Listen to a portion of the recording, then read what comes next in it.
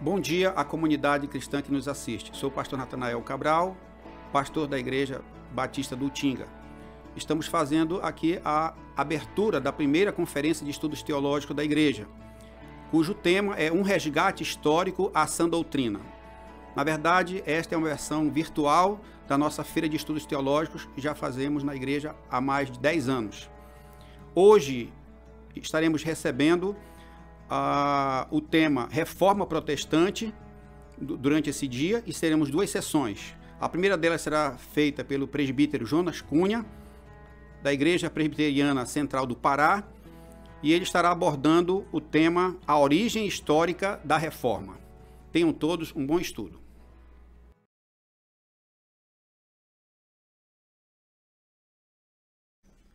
Considerar a reforma é sempre um exercício de memória, mas acima de tudo de interpretação dos poderosos feitos de Deus ao longo da história. Quando nós consideramos a história da reforma religiosa, nós temos que considerar a história da reforma da igreja cristã. E isso diz respeito, portanto, ao cristianismo. Para entendermos a reforma, nós temos que entender a formação da igreja. É óbvio que, se você considerar da perspectiva da teologia, sempre houve a Igreja de Deus sobre a face da terra, seja na velha dispensação, seja na nova dispensação, como consideramos.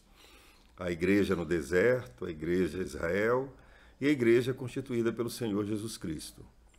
Ao longo dos séculos, depois que os discípulos e os apóstolos foram promovidos para a glória, outros servos de Deus continuaram a tarefa de proclamar as virtudes daquele que transformou, que os salvou e principalmente que os resgatou das trevas para a luz.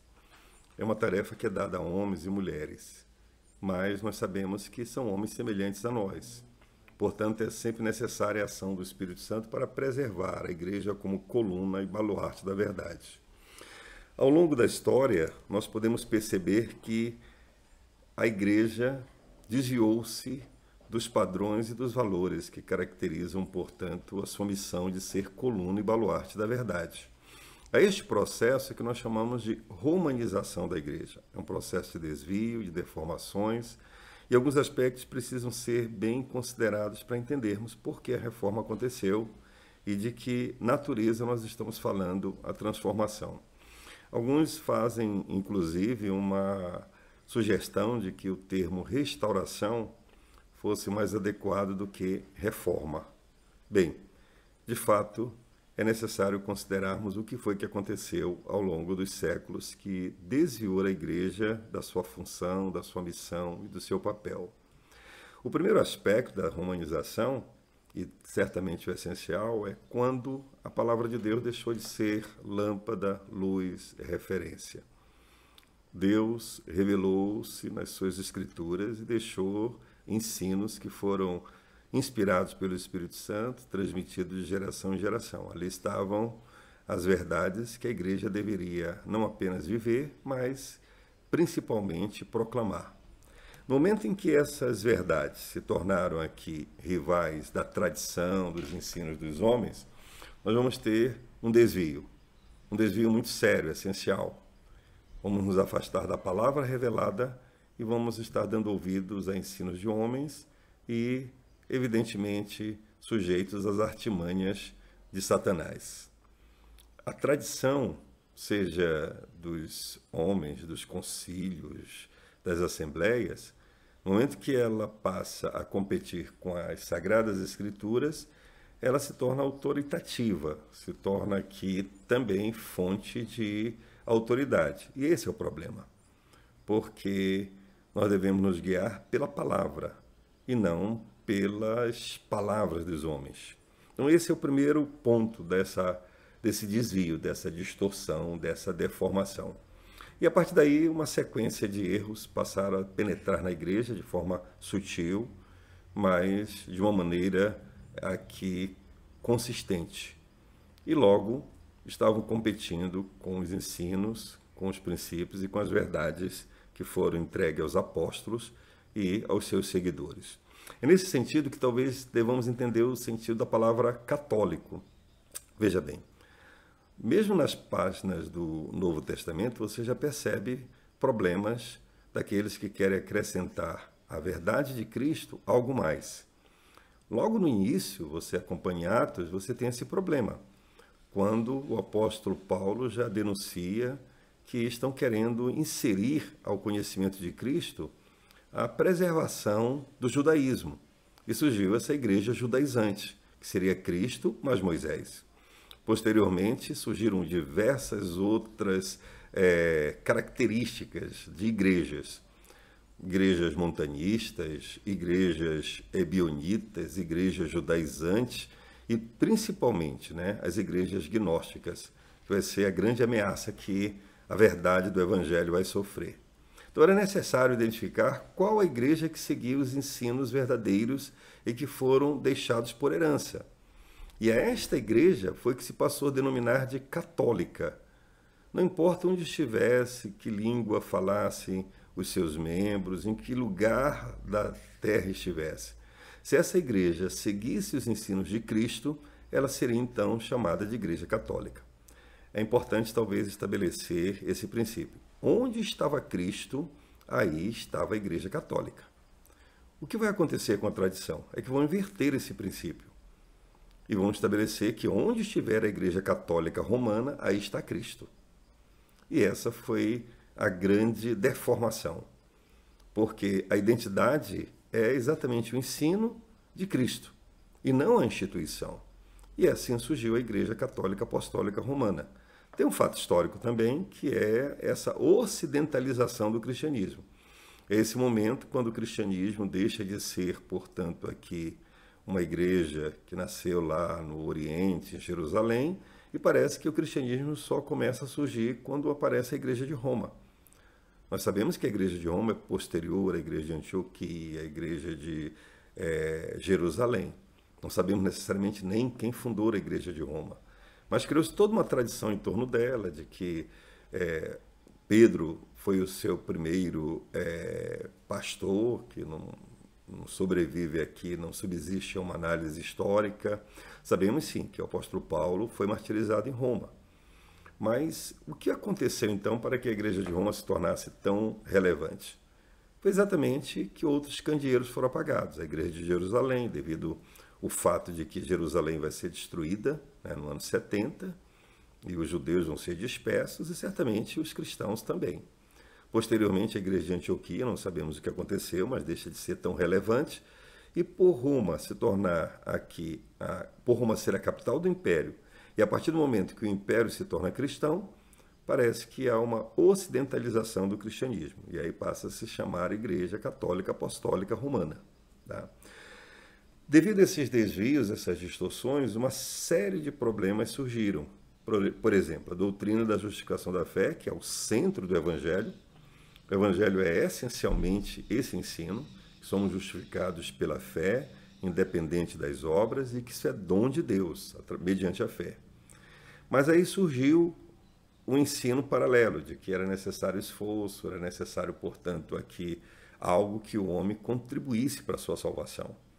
E no momento que você coloca uma grama de contribuição do ser humano, deixa de ser por graça.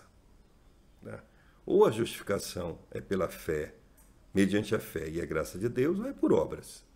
Não importa aqui a quantidade ou a dimensão da cooperação humana. Ou é por graça ou é por obras. Então essa doutrina da justificação pela fé passou a ser aqui ocultada pelo esforço humano, pelo trabalho humano. E aí deu-se o lugar das obras como o principal elemento, portanto, da justificação. Em decorrência disso, outros problemas, o culto aos santos, por exemplo. É claro que não surgiu assim, de uma maneira que agressiva. Bom, Judas, na sua epístola, já disse que é de forma sutil e principalmente de uma maneira aqui muito lenta. Talvez tenha surgido a partir de uma honra que se deva dar aos heróis da fé. Eu creio que foi até importante, era de edificação. O autor de Hebreus nos convida a honrar homens como este, dos quais o mundo não era digno. Agora imagine, por exemplo, depois da perseguição, que durou os 3 primeiros séculos, quando a igreja fazia referência, memória a homens e mulheres que levaram até as últimas consequências o princípio de ser fiel até a morte e dar-te a coroa da vida. Muitos pagaram com a vida o preço da sua fé. Então essas histórias passaram a ser contadas, como de Policarpo e de tantos outros. E talvez alguém tenha dito, olha, eu sei onde Policarpo foi enterrado, ou Estevão, ou qualquer um desses heróis da fé. E de repente, vamos lá. E logo surgiram romarias para esses lugares. Posteriormente, alguém disse que tinha achado um ossinho desse santo, virou uma relíquia. E de repente, a igreja já estava cheia de culto aos santos. Uma série de mediadores que não tinham base na Bíblia, mas passaram a ser aqui fundamentados na tradição. Dentre os heróis da fé que se tornaram aqui santos ou foram beatificados, temos exatamente Maria. É sempre bom, como protestantes que somos, nunca esquecer do lugar de Maria. É o lugar que a Bíblia lhe dá. De todas as mulheres, ela é a mais agraciada. Não há entre as mulheres uma mais agraciada do que Maria, né? Mas não podemos de forma nenhuma lhe dar outro lugar que não este. Mas a tradição inseriu uma série de dogmas sobre Maria. Primeiro, passou a se ensinar e se crer que ela foi concebida sem pecado. Ora, se Maria foi concebida sem pecado, sua mãe não tinha pecado. Para sua mãe não ter pecado, sua avó não tinha pecado. Nem a sua bisavó, nem a sua tataravó, e criou-se um problema sério. Uma geração de mulheres que nunca pecaram. Isso acaba criando, portanto, aqui um dogma, né? O dogma da concepção de Maria. Depois, outro dogma surgiu, de que ela não morreu, mas que foi assunto aos céus. Então criou-se todo um conjunto de doutrinas, de ensinos, que acabaram criando a chamada mariolatria, que na Idade Média se consolidou, na verdade, como parte essencial do catolicismo romano, o culto a Maria. O grande problema que nós temos aí é que não ficou só nisso. Na concepção do catolicismo romano, Maria ocupa um lugar de corredentora, né? Nessa imagem que nós temos, Maria está ao lado de Jesus, é corredentora. Se ela é corredentora, ela é divina também. Se ela é divina, cria-se um problema seríssimo para toda a teologia. O grande problema não é reconhecer que Maria é a mais agraciada entre as mulheres, é colocá-la no lugar que usurpa o papel de redentor que Cristo tem. Além dessa questão do culto aos santos, da mariolatria, nós temos também o papado, né? Cria-se a tradição de que Pedro foi o primeiro bispo de Roma e a partir daí surgiu uma sucessão de bispos.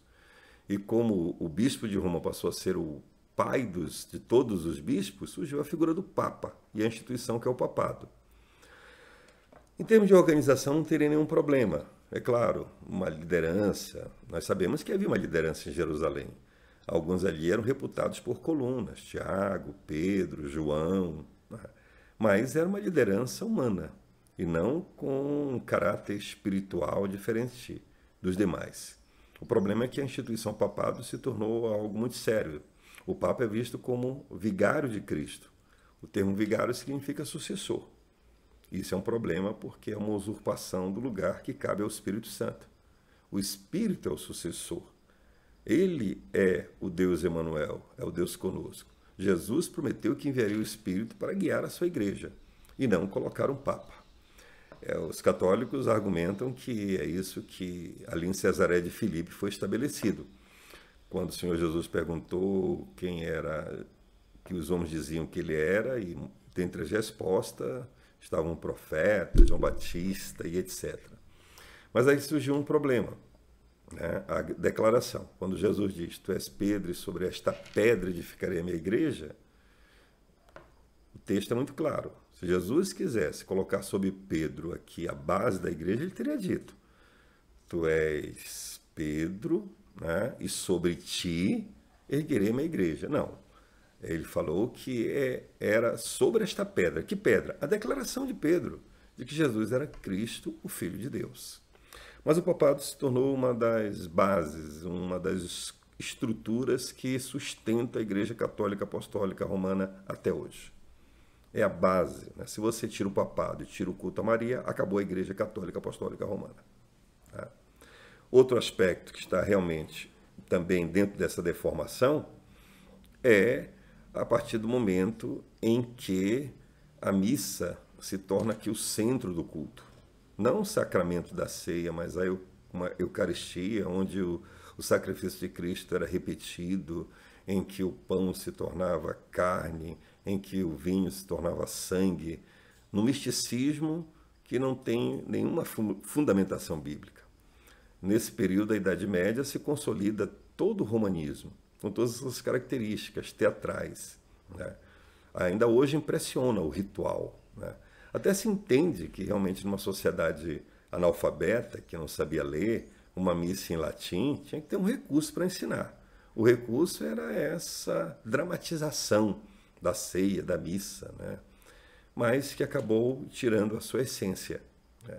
Então são esses os problemas, né? Apenas uma básica visão de como ocorreu a deformação da igreja cristã. Mas isso significa dizer, então, que a Igreja de Cristo desapareceu? Em hipótese alguma.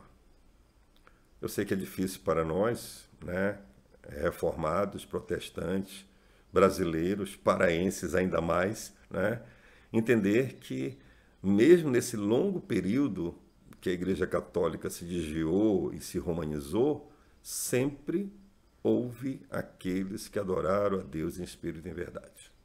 O rei nunca deixou de ter a sua igreja. Nunca houve um momento na face da terra em que a igreja verdadeira deixou de estar presente. Os 7.000 que nunca dobraram o seu joelho a Baal sempre existiram. Sempre. O rei nunca deixou de ter a sua igreja. Isso é impossível. Portanto, nós teríamos que aqui entender que durante 1000 anos não houve salvação. Não. Mesmo diante de uma igreja deformada, de uma igreja desviada, havia salvação. Porque ao Senhor pertence a salvação, e não aos homens, e não necessariamente aos nossos argumentos ou simplesmente às nossas visões. Tá? Por isso que sempre Deus se levantou, reformadores.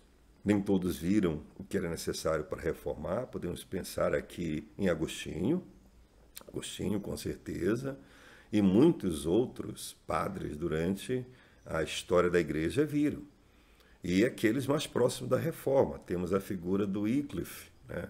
Um bispo em Oxford, na Inglaterra, que Deus usou para fazer a primeira, talvez aqui, manifestação em direção à reforma.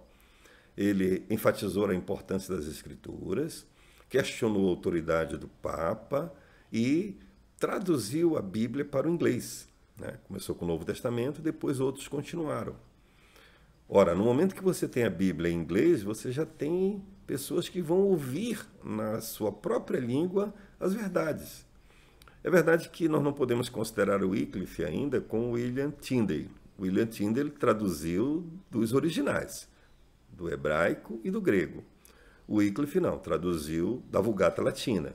Mas já foi um grande avanço. Tanto é que surgiu uma geração de seguidores de Wycliffe, os Lollardos, que geração em geração transmitiram esses ensinos a respeito da autoridade das Escrituras. Depois de Wycliffe, nós temos Jan Hus, um pastor, um reformador de Praga, hoje seria mais ou menos a Tchecoslováquia ou a República Tcheca, e nós temos, portanto, aqui Jan Hus, seguidor das ideias de Wycliffe, que vai ser o reformador de Praga. As suas ideias causaram tanto impacto que ele foi chamado para o concílio em Constança, em 1415. E mesmo o salmo-conduto, suas ideias foram consideradas heréticas e ele foi queimado vivo. Já foi um mártir da reforma, cerca de 100 anos antes de Lutero.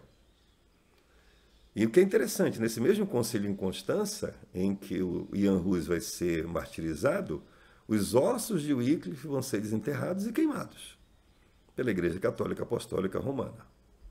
Então Deus sempre tocou a trombeta.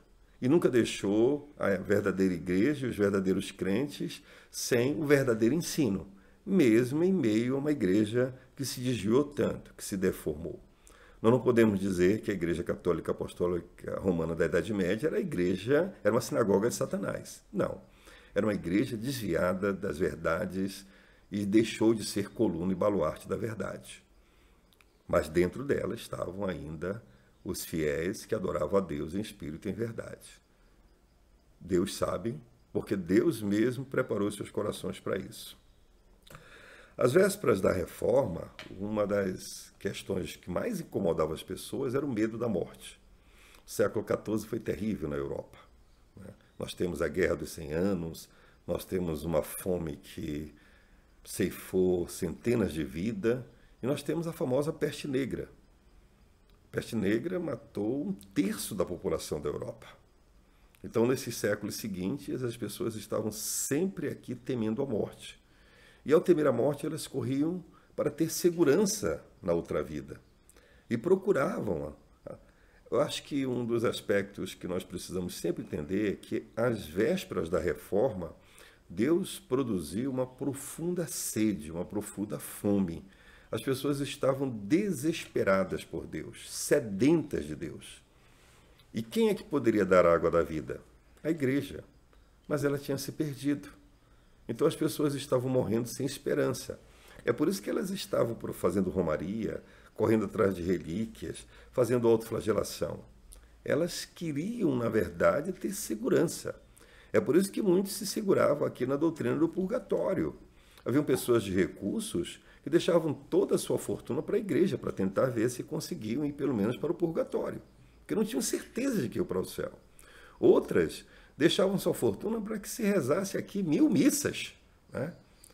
Ou quem tinha recursos rezavam missas pelos seus entes queridos que já haviam partido.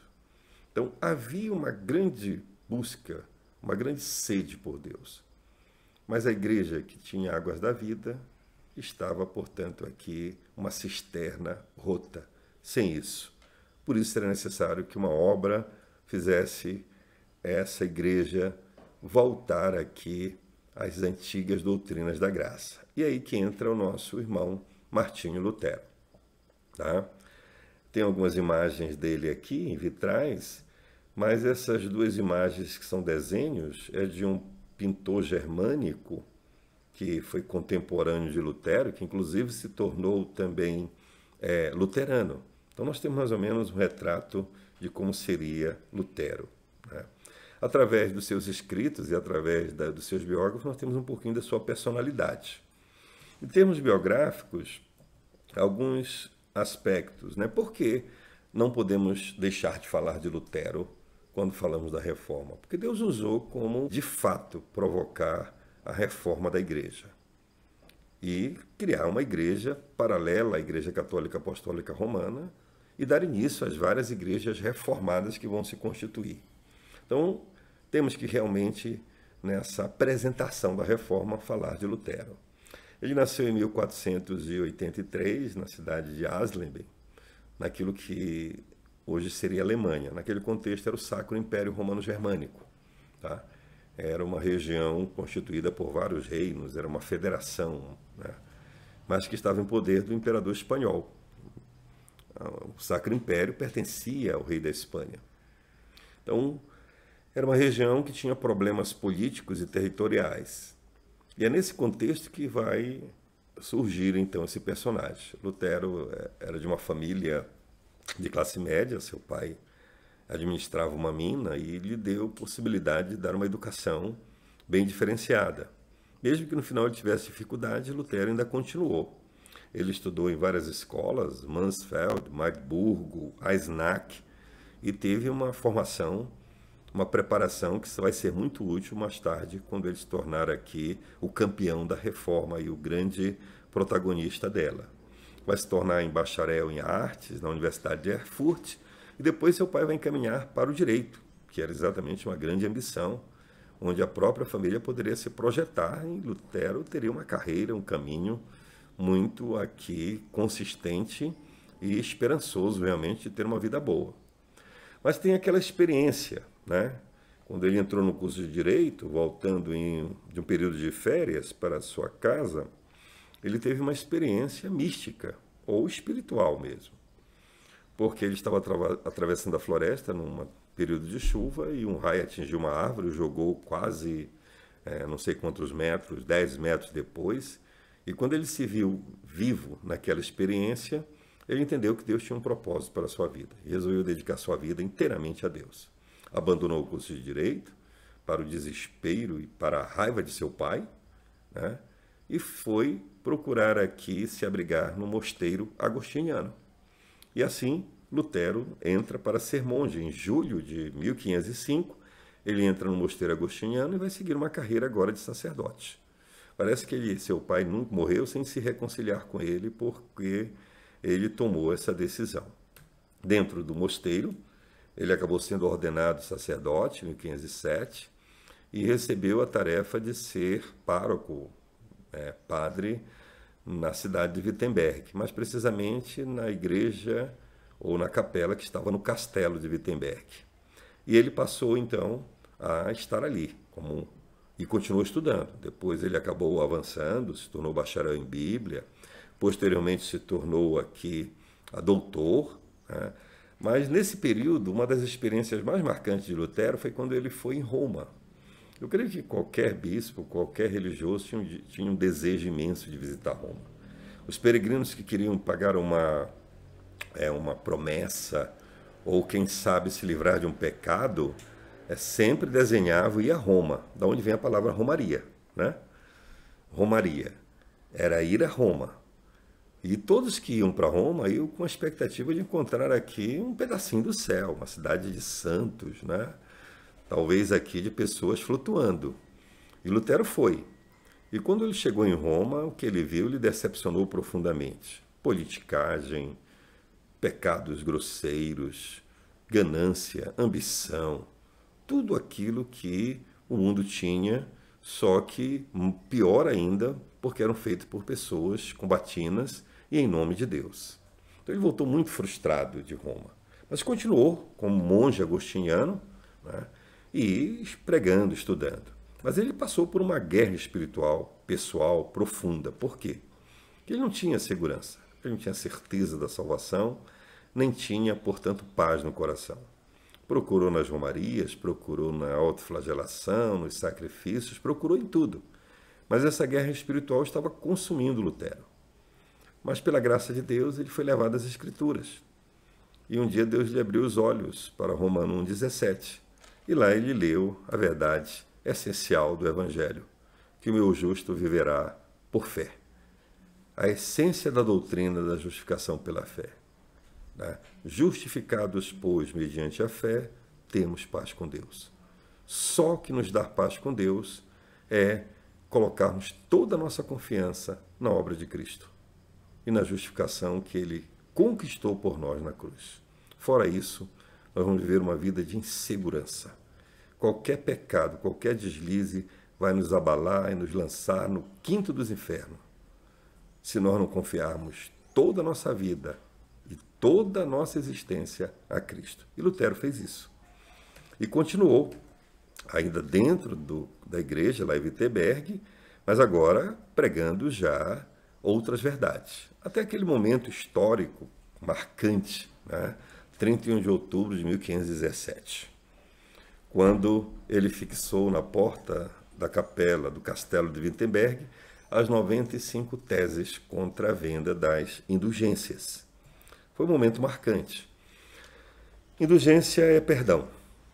Indulgência é exatamente aquilo que os padres faziam no confessionário, faz isso, faz aquilo, está perdoado. Ou de uma forma mais aqui formal mesmo. Tá? Por exemplo, durante o período das cruzadas, muitos cristãos iam lutar no Oriente e já levavam um papel chamado indulgência plenária, que representava um perdão para todos os pecados cometidos. Era um perdão para qualquer pecado que pudesse cometer. Bem, às vésperas, portanto, da Reforma, no início do século XVI, criou-se aqui um comércio de indulgências. O Papa estava precisando de recursos para continuar suas construções, os príncipes e nobres católicos romanos viram isso uma fonte de renda, e logo nas praças e nas feiras da Europa havia sempre um vendedor de indulgências. E era alguma coisa, se não fosse tão trágica, seria cômica, né? Ao lado de verduras, legumes e peixe, estava alguém lá vendendo perdão. E você poderia comprar perdão para pecados passados e para pecados futuros. Você poderia comprar perdão até para os seus entes queridos que já haviam morrido. Então se tornou uma mercantilização da fé. E foi contra isso que Lutero publicou os seus 95 argumentos. Foi uma chamada para um debate. Na verdade, foi uma chamada para uma discussão teológica. Geralmente se fazia assim, quando você tinha um tema para debater, você publicava e os outros doutores das outras universidades e de outros cantos iriam responder e apoiando ou condenando. Era um debate teológico, doutrinário. E Lutero está exatamente chamando a igreja para discutir se era lícito, não é, vender perdão. Seus argumentos são nesse sentido. É óbvio que Lutero não pretendia romper com a igreja. É óbvio que ele não pretendia, que ele queria simplesmente denunciar esse erro e discuti-lo à luz das Escrituras e à luz do bom senso e à luz até do direito canônico. Bem, mas é claro que havia um problema que Lutero não conseguiu dimensionar. Se ele estivesse certo, o Papa estava errado. Esse era o problema. Se ele estivesse certo, a doutrina da indulgência tinha que ter se originado em algum outro erro, que foi a tradição. Então a coisa era muito maior do que Lutero podia ver. E podemos ter certeza que Lutero não conseguiu ver tudo. A reforma vai ampliando o seu campo de visão com outros nomes, com outros reformadores. E foram tantos que nós não poderíamos nem enumerar quantos Deus usou, né? Poderíamos falar de Calvino, poderíamos falar de Zwinglio, de John Knox, de Bucer, de Bulling, de Beza. São tantos, né, que realmente a galeria desses homens que Deus usou, mesmo com todo o esforço de um historiador, não poderia ser detectada, porque em tantos lugares. Quantos já estavam ali, receberam dos seus pais russitas, dos seus pais lollardos, essa verdade. E agora, a luz que Lutero trouxe foi apenas para iluminar a luz que já estava nos seus corações. Bem, essa publicação de Lutero criou um problema teológico e, a partir daí, criou-se uma luta, né? Lutero continuava pregando isso, pregando o Evangelho, enquanto se discutiam essas questões teológicas aí. O que a igreja fez? Qual foi a reação de Roma? Tá? Bem, Deus é o Senhor da história e Ele dirige todas as coisas que nós chamamos de circunstâncias. Deus preparou o ambiente. Era difícil a reforma ter acontecido lá com Wycliffe, ou mesmo com Ian Hus. Teria que ter acontecido na Alemanha por questões políticas também, pelo momento histórico. E teria que ter acontecido exatamente. Deus usou todas as circunstâncias. Deus usou aqui instrumentos que não são necessariamente espirituais, mas que estavam nas mãos do Senhor. Como, por exemplo, a imprensa. Graças a Deus por Gutenberg. Os escritos de Lutero puderam fluir e se proliferar como, na verdade, aqui fogo em campo seco, graças à invenção da imprensa. As inquietações do nacionalismo na Alemanha contribuíram também. Os problemas que o papado teve no século passado, de ficar dividido, a existência de 3 papas simultaneamente, também Deus usou. Deus usou os humanistas para criticar o clero. Deus usou aqui a burguesia para estar incomodada com a questão do preço justo. Deus usou tudo que você possa imaginar. Porque Deus faz assim, Deus prepara as coisas para fazer a sua vontade. Deus prepara as circunstâncias. Deus levanta, portanto, os fatos. Não é? Isso nós aprendemos quando o apóstolo Paulo, escrevendo aos Gálatas, no capítulo 4, versículo 4, que diz que na plenitude dos tempos, Deus enviou seu Filho. Plenitude dos tempos. Estava tudo preparado. E aí Deus preparou também. A reforma tem que ser vista como um grande movimento do Espírito. É um reavivamento. A igreja que estava ossos secos foi reavivada. Ganhou vida, ganhou músculo, ganhou tendões e passou novamente a proclamar as verdades de Cristo. Foi isso que fez. Reforma nunca é ir para frente. Reforma é sempre olhar para trás. É retorno às antigas doutrinas da graça. Reformar a igreja não significa mudá-la, adaptá-la aos tempos e às épocas, mas aos antigos ensinos, às antigas doutrinas da graça, da fé, de Cristo e de toda a glória a Deus. Bem, a reação de Roma foi, em primeiro lugar, enviar debatedores. Tem outra situação. O Papa estava muito ocupado. O Papa estava com os turcos otomanos nos seus calcanhares, invadindo a Europa cristã. A Igreja Católica Apostólica Romana já tinha aqui perdido grande parte do seu território para os muçulmanos. A Igreja Católica Apostólica Romana já tinha perdido praticamente toda a Europa Oriental para a Igreja Ortodoxa Grega, né? E agora são os turcos otomanos que estão invadindo ali os Balcãs. O Papa tem muito que se preocupar. Ele achou que esse mongezinho lá em Roma não era motivo de preocupação. Mal ele sabia, né? Que é nas pequenas coisas que às vezes Deus age. Às vezes basta um pequeno Davi para vencer um grande Golias. E assim, esse mongezinho lá em Wittenberg faz uma obra que nunca se imaginou que fosse resultar no que resultou. Bom, depois de muito mandar debatedores, e esses debatedores já eu falo um pouquinho sobre esses debates que Lutero teve que se expor, né? Porque eles acabaram sendo importantes para que Lutero se visse também. Se nós fôssemos colocar esses debates, que geralmente eram públicos, às vezes duravam dias, né? Os dois debatedores falando, discutindo, e quase sempre Lutero era colocado na corda, às vezes até no solo mesmo, no chão. Porque qual é o papel desse debatedor que era enviado pelo Papa? Era fazer com que Lutero fosse visto como herege. Era tudo que ele queria. Queria identificar os ensinos de Lutero com heresias, da perspectiva da tradição católica romana. Em alguns momentos, o debatedor dizia, mas Lutero, o que você está defendendo foi o que Jan Hus defendeu. E Lutero diz, é verdade. Mas Lutero, Jan Hus foi condenado como herege. E Lutero teria dito, estava errado, condenaram o homem errado, tá? Porque ele estava dizendo a verdade. Mas o fato de identificar Lutero como herege já tinha sido feito. E era tudo que a Igreja Católica queria. Foi isso que fez com que os escritos de Lutero fossem queimados. Era um primeiro sinal. Primeiro queimava-se as obras, depois queimava-se o autor das obras. Então, ao queimar as obras de Lutero, a Igreja já sinaliza, né? O próximo passo já foi mais grave, né?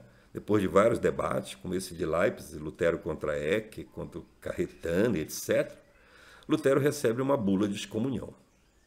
A bula de excomunhão era o instrumento final que a Igreja utilizava. Melhor, final não, né? Depois da excomunhão vinha aqui o Tribunal do Santo Ofício e queimá-lo na fogueira. Mas a excomunhão significava que ele estava fora da Igreja. E fora da Igreja não havia salvação. É claro que fora da Igreja não há salvação, mas fora da Igreja verdadeira. E não das instituições, não das denominações. Fora da Igreja invisível não há salvação. Fora da Igreja verdadeira não há salvação. Mas não as igrejas, instituições criadas por homens. Aí é outra leitura. Mas o que é que Lutero fez com essa bula de excomunhão, de lançar fora? Bom, muitos corriam, tentavam se esconder, fugiam, mudavam de nome, pintavam o cabelo e iam embora. Lutero não. Lutero foi para a praça pública, mandou acender uma fogueira e queimou a bula em praça pública.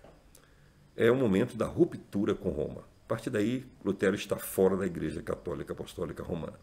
Não reconhece mais o Papa, nem seus ensinos, nem as tradições, nem seus dogmas, nem os seus sacramentos. Então, esse fato, né, marca realmente a ruptura. Janeiro de 1521. Lutero rompe, né? Lembre-se que a publicação das teses foi em outubro de 1517. Nós estamos aí, portanto, 3 anos, né? Então veja que a luta continua, renhida. Não foi assim do dia para a noite as coisas, não. Então, em janeiro de 1521, Lutero queima a bula de excomunhão, rompendo oficialmente com a Igreja Católica.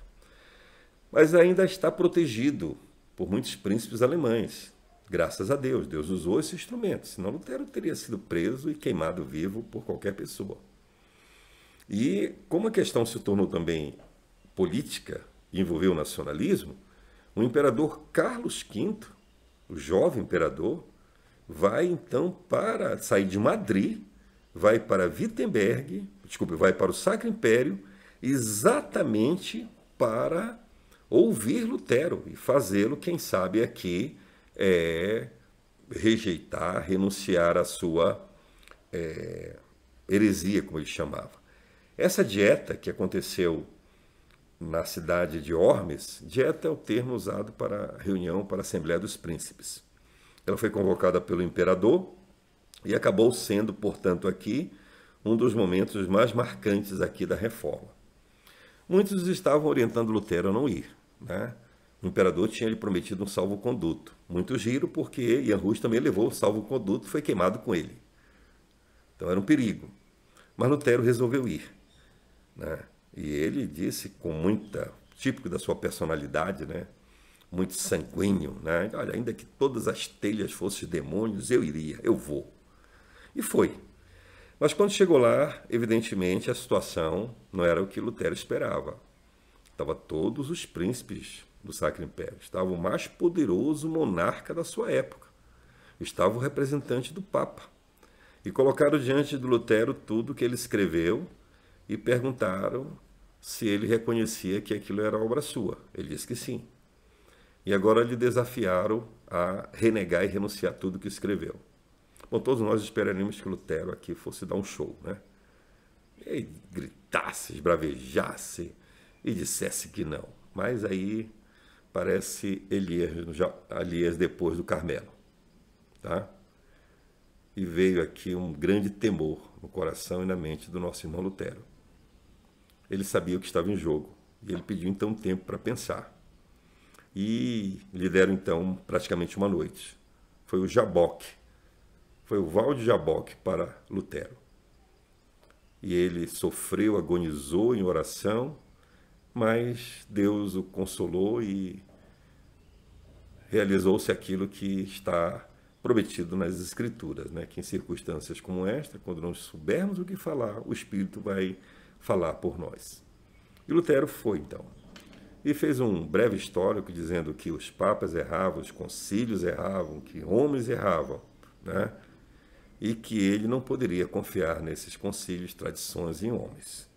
Depois de um discurso mais longo, ele conclui assim: se, porém, eu não for convencido com o testemunho das Escrituras, não posso e não quero retratar coisa alguma. Não posso fazer de outro modo. Deus me ajude. Amém. Foi assim que terminou a declaração de Lutero, né, em abril de 1521, na Dieta de Worms. Ele entrou ali excomungado e agora ele sai fora da lei, condenado agora pela lei imperial. Ele é um bandido, não apenas um criminoso religioso. Então, quem matasse Lutero receberia duas recompensas, da Igreja e do Estado.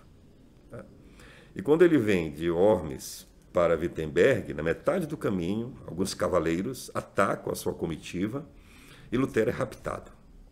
Foi um rapto do bem. Foram os seus aliados protetores que o raptaram, porque sabia que a sua vida estava, na verdade, aqui marcada. Ele é raptado, levado para o castelo de Wartburgo, depois se sabe, obviamente, e durante quase um ano ninguém sabia onde estava Lutero. E lá nesse castelo ele vai escrever, provavelmente, Castelo Forte, né, o hino da Reforma.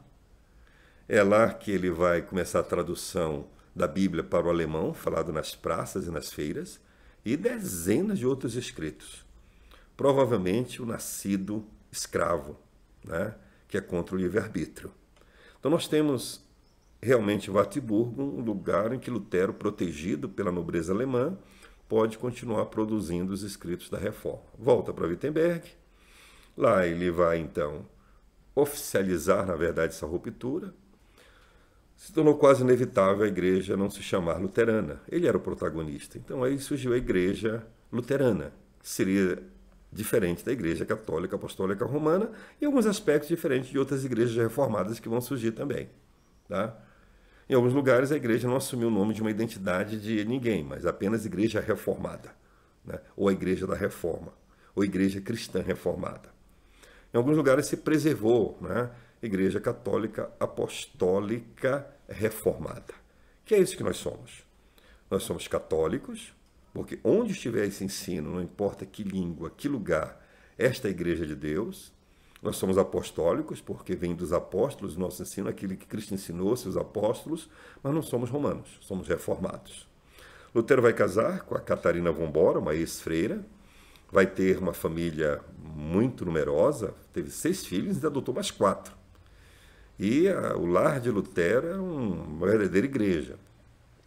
Evidentemente que Lutero cometeu muitos erros, né? E se não fosse a providência de Deus, teria cometido mais. Quase que ele tira, por exemplo, Esther e tira a carta de Tiago da Bíblia, né? Porque não conseguiu entender, na verdade, o ensino de Tiago, porque acha que estava conflitando com o ensino de Paulo. Mas Deus, então, depois de trouxe um pouquinho de sobriedade, ele manteve esses livros inspirados. Mesma coisa com relação aos sacramentos, ele não conseguiu ver que a ceia é apenas um memorial, né? Ele ficou entre a transubstanciação e o memorial, uma tal de consubstanciação que ninguém consegue entender até hoje, né? São características da igreja luterana, mas isso de forma nenhuma deixa de torná-lo aqui um herói da fé e principalmente um pai para todos os reformadores. Calvino chamava, na verdade, de pai. Todos os tinham em alta conta e lhe davam grande referência e deferência também. Ele teve uma morte natural, morreu na sua casa, cercado de irmãos, cercado de seus familiares, em 1546. E assim termina a história de Lutero, mas não da Reforma. A Reforma vai continuar com outros capítulos. Capítulos talvez muito mais fundamentais para que cheguemos hoje ao que nós somos.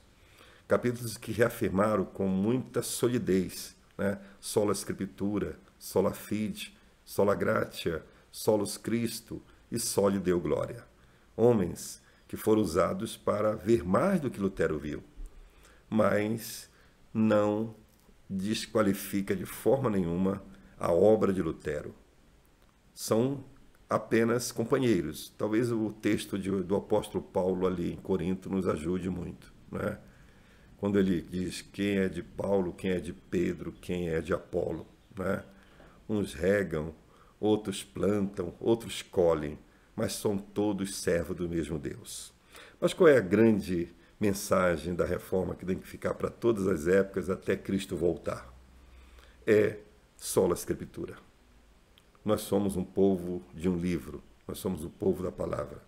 O que cremos, o que vivemos, o que cantamos, o que preguemos, tem que ter referência na palavra de Deus. Todas as gerações. Talvez um momento como esse seja muito oportuno para a igreja do Senhor na face da terra olhar para como está vivendo e voltar para as antigas doutrinas da graça.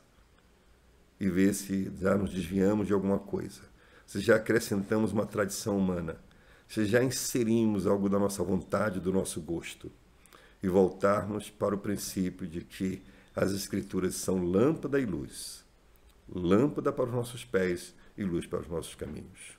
Que Deus nos abençoe e nos guarde.